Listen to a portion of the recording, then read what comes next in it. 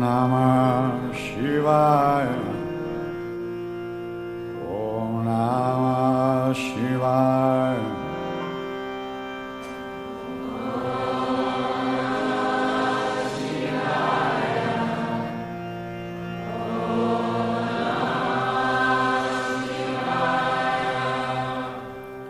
Om Namah Shivaya. तो जय श्री राम दोस्तों। तो आखिर बहुत लंबी टाइम के बाद मैं बार बार कोशिश कर रहा था कि इस वीडियो को पोस्ट किया जाए, यानी कि काशी ब्लॉग के बारे में बात कर रहा हूँ। लगभग काफ़ी महीने हो चुके हैं मुझे वहाँ पे जाए हुए उस ट्रिप को।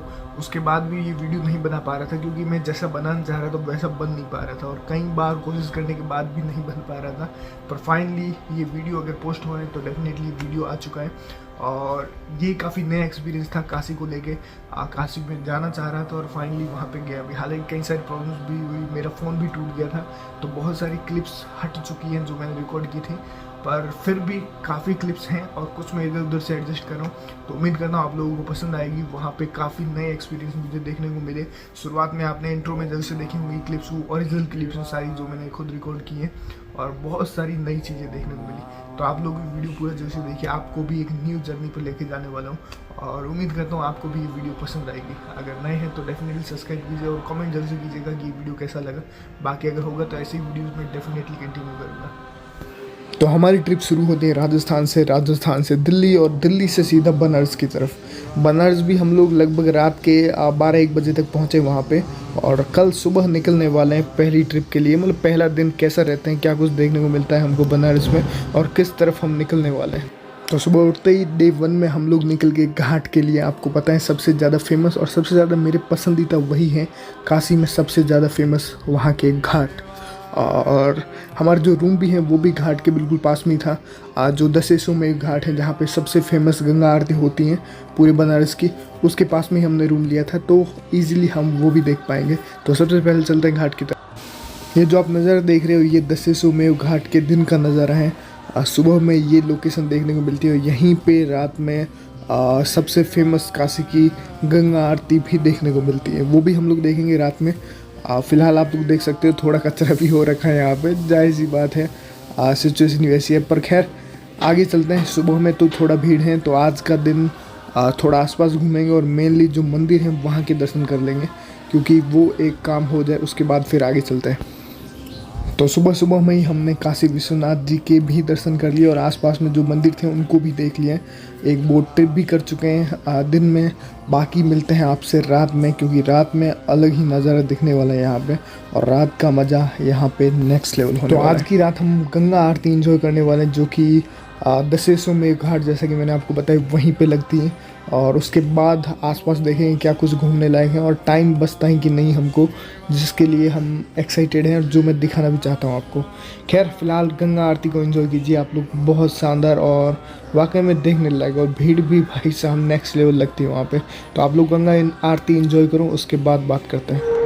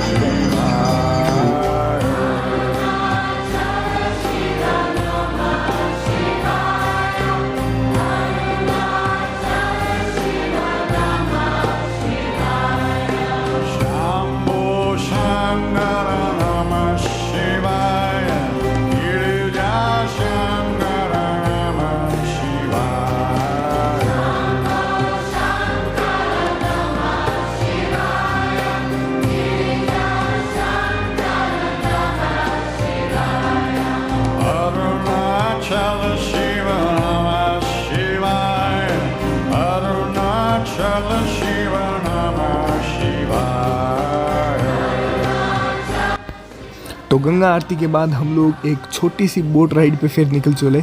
आप भी अगर जब भी जाओ तो वहाँ पे डे और नाइट दोनों में ही बोट एंजॉय करो, बोट राइड। उसका एक्सपीरियंस सबसे बेस्ट होने वाला है, क्योंकि नाइट में अलग ही लेवल की ब्यूटी देखने को मिलेगी आपको काशी की, गंगा नदी की, और आसपास में जो घाट है वो आपको एक बार में ही दिख जाएंगे। बाकी आप पैदल जाएंगे तो और भी मज़ा आएगा, पर एक बार को आप बोट से भी देख सकते हैं, और वो चीज़ हमने भी इंजॉय करी, आप भी इंजॉय कीजिए।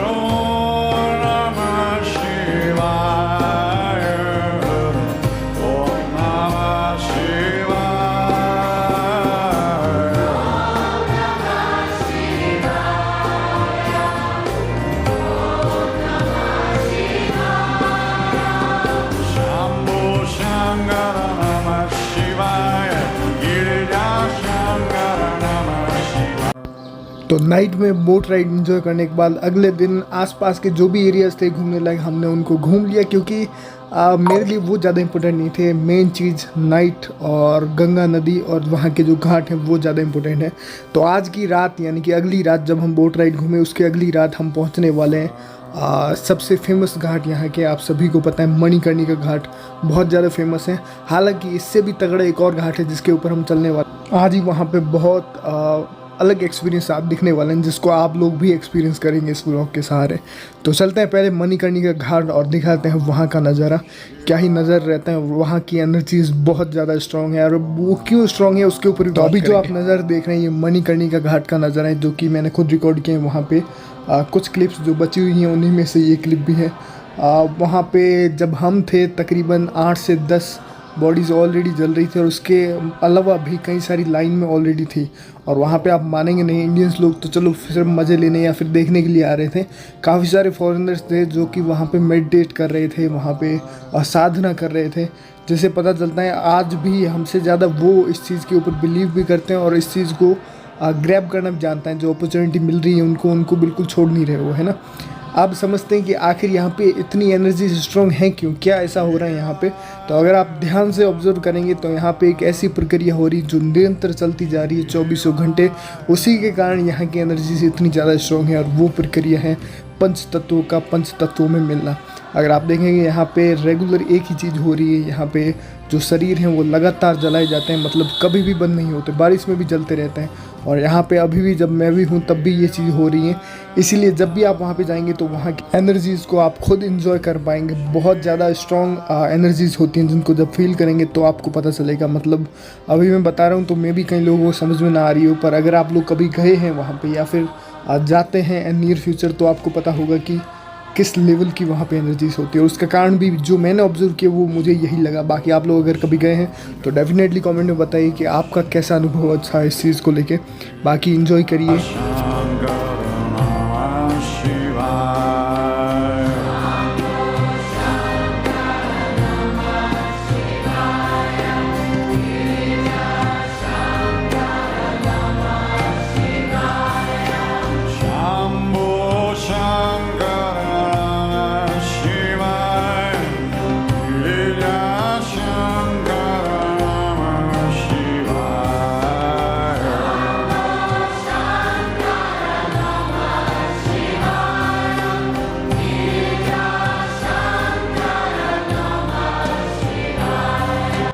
अब चलते हैं हमारे व्लॉग के सबसे आखिरी पोर्शन, और मे भी सबसे इम्पोर्टेंट पोर्शन भी, क्योंकि अब हम चलने वाले हैं एक और सबसे फेमस घाट। मेरे ख्याल से शायद से आप में से कई लोगों ने उसका नाम ना सुना हो, पर कई सारे साधुओं के लिए वो काफ़ी ज़्यादा इम्पोर्टेंट जगह है। और कई सारे जो अभी मतलब कुछ साल पहले हुए हैं साधु, उन्होंने कई सारी बुक में भी वहाँ का जिक्र है। मैं बात कर रहा हूँ राजा हरिश्चंद्र घाट के बारे में। और जब हम वहाँ पे गए तो वहाँ पे भी कुछ नया एक्सपीरियंस हमको देखने को मिला। एक चीज़ थी जो कि मैंने अपने गुरु से सुनी थी, उस चीज़ को मैंने लाइव उस चीज़ अनुभव भी किया। तो देखते हैं आखिर वो क्या चीज़ थी और कौन सा वो अनुभव था जो मैं लाइव देख पाया और एक रियलिटी को जान पाया। उम्मीद करता हूँ आप लोग भी उस चीज़ को समझेंगे। चलते हैं हम हरिश्चंद्र घाट। अब आपकी आंखों के सामने जो नज़ारा है, अगर आप लोग थोड़े से कमज़ोर दिल के हैं तो डेफिनेटली मत देखिए इसको। जब हम लोग राजा हरिश्चंद्र घाट की तरफ जा रहे थे तो वहीं पे हमको एक डेड बॉडी जलते हुए नजर आया, जो कि आम लग रहा था। पर अगर आप आसपास में देखेंगे तो कुछ अघोरी साधु वहाँ पे साधना कर रहे थे, आप लोग देख पा रहे होंगे। और उनके साथ में एक बच्ची भी थी। ये थोड़ा सा हैरान करने वाला था। हम लोग काफ़ी देर वहाँ पे खड़े रहे कि ये लोग आखिर कर क्या लाए हैं, और लगभग 10-15 मिनट तो वहीं पे ये लोग काफ़ी कुछ कर रहे थे, है ना।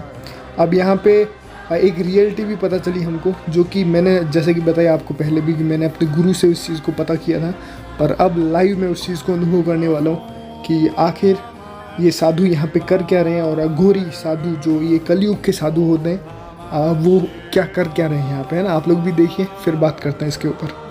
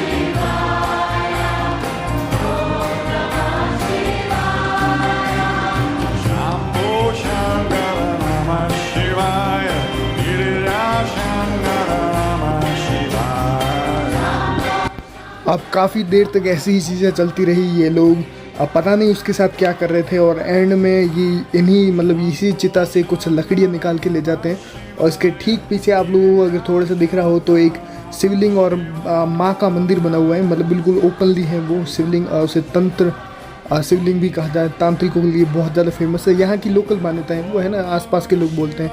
और देख के अगर आप लोग यहाँ पे कभी गए हैं तो पता चलता होगा कि यहाँ पे शायद बलि भी दी जाती है, ऐसा मुझे फील हुआ, क्योंकि यहाँ पे कई सारे मुर्गे और बकरे भी बांधे हुए थे। तो जाहिर सी बात है कोई ऐसे ही तो नहीं रखेगा, जो कि ठीक नहीं था। हालांकि अब नॉर्मली जब पहली नज़र में हमने देखा तो हमें भी लगा कि हमको कोई दिव्य साधु देखने को मिले, रियल अघोरी देखने को मिले, और लिटरली आगे जाके कुछ ऐसा ये लोग करने वाले हैं जो कि मैंने पहले सुन रखा था और लाइव आज देख भी लिया। आपको बता दूँ ये करने में क्या वाला है।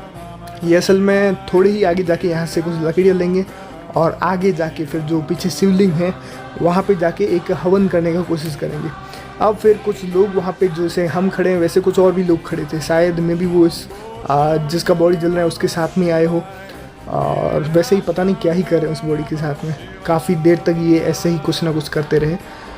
फिर उन लोगों के सामने ये करतब करने लगे। लिटरली ये साधु, ये अघोरी संत जो कि स्पिरिचुअल प्रैक्टिसेस के लिए जाने जाते हैं, ये वहाँ पे स्टंट करने लगे। क्योंकि थोड़े टाइम पहले जैसे कि मैंने बताया, मुझे जब पता करना था थोड़ा सा, अघोरी जो अभी अघोरी हो गए, मैं उन्हें कलयुगी अघोरी बोलूँगा, जो रियल ऋषि मुनि या साधु संत या फिर जो रियल गुरु होते हैं वो कभी भी ऐसे प्रैक्टिसेस नहीं करते थे जो कि कलयुग में ये लोग करते हैं। जैसे कि ह्यूमन मीट कंज्यूम करना, या फिर जो ह्यूमन्स कचरा होता है, हम समझ रहे हैं ना आप लोग, जो टॉयलेट्स वगैरह उन्हीं को खा लेना, और बहुत सारी चीज़ें। अब मैं ज़्यादा उसमें नहीं जाऊँगा, पर ये सब आप अगर देखेंगे रियलिटी में, थोड़ा सा रिसर्च करेंगे तो आपको पता चला होगा कि ब्रिटिश काल जब अंग्रेज़ हम पर शासन कर रहे थे उस टाइम से ये चीज़ शुरू हुई।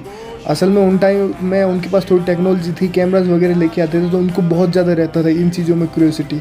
तो फिर यहाँ पे जो कुछ सो कॉल्ड साधु या फिर अघोरी बन के बैठे थे, वो लोग उन्हें खुश करने के लिए ऐसे सारे करतब किया करते थे फिजिकली, ताकि उनको लगे कि यस हमने कुछ इस एक्सट्रीम देख लिया है ना। फिर वो उन सीडीज़ को और वहाँ पे वेस्ट में जाके बेचते थे, और इनको थोड़े बहुत पैसे देते थे, या फिर शराब वगैरह पिला दिया, अब हो गया काम। वही चीज़ आज भी चलती आ रही है। जो एक्चुअल अघोरी है वो कभी भी आपको ऐसे ही दिख फिरते हुए नहीं मिलेंगे, या फिर जो संत महात्मा हैं वो कभी भी ऐसे बलि या फिर ऐसी चीज़ों में इन्वॉल्व होते हुए नहीं दिखेंगे आपको। वो प्योर स्पिरिचुअल प्रैक्टिस करेंगे और ज़्यादातर वो हिडन ही रहते हैं, खुल के कैसे ऐसे ही कहीं पे नहीं मिल जाएंगे आपको, है ना। तो ये भी वही निकले। अगर मेरे पास क्लिप अगर बची हुई है तो मैं डेफिनेटली डालूंगा वो क्या स्टंट कर रहे थे। अब वो कुछ खैर अगर आप देखेंगे तो वीडियो समझ जाएंगे। तो वीडियो अभी मेरे को मिल नहीं रहा, मेरे ख्याल से वो भी डिलीट हो गया जब मेरा फ़ोन टूटा, तो काफ़ी चीज़ें हट गई। तो उसमें असल में था वो स्टंट कर रहे थे एक के ऊपर एक खड़े होना और पता नहीं अलग अलग तरीके जो नॉर्मली पहले सर्कस में किया करते थे। लिटरली आपको हो सकता है कई लोगों को बुरा लगे, पर ये लिटरली मैं रियल साधुओं की बुराई नहीं कर रहा हूँ, मैं इन लोगों की बुराई कर रहा हूँ जो लिटरली स्टंट्स और पता नहीं क्या कर रहे थे वो। खैर तो ये था हमारा काशी का व्लॉग। बाकी आप लोग कमेंट करके बताइए कि आपको कैसा लगा और आप कभी काशी गए हैं या नहीं, अपना अनुभव डेफिनेटली शेयर कीजिए और व्लॉग भी कैसा लगा वो भी कमेंट करके बताइए। मिलते हैं नेक्स्ट वीडियो में। हर हर महादेव।